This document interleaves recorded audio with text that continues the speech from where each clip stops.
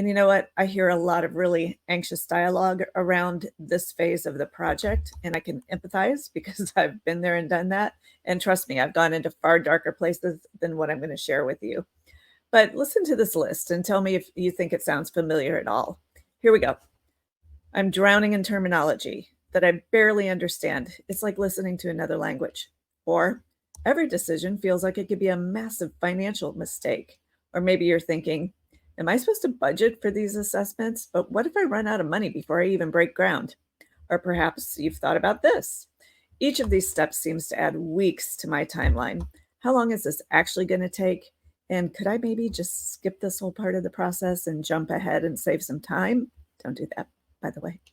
Anyway, here's another one. It feels like I'm making these huge decisions in a vacuum.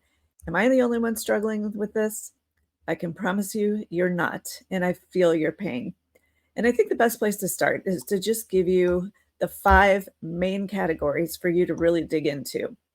And you may have done some of this as part of your due diligence process when you were actually looking at your lot and were in escrow on your project. But what I'm talking about here today is the next level due diligence. So let me lay it out for you. Here are the 5 key areas. Grab your pen and paper, take some notes. I'll go slow as I list them so you can write it down. So let's start with the 5, and then I'll dig in deep on all of them.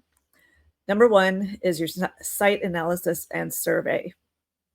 Number 2, soils testing. Number 3 is a category that I call other preliminary assessments of your site or your existing structure. Number 4, planning department assessment meetings. And number 5, HOA exploratory meetings.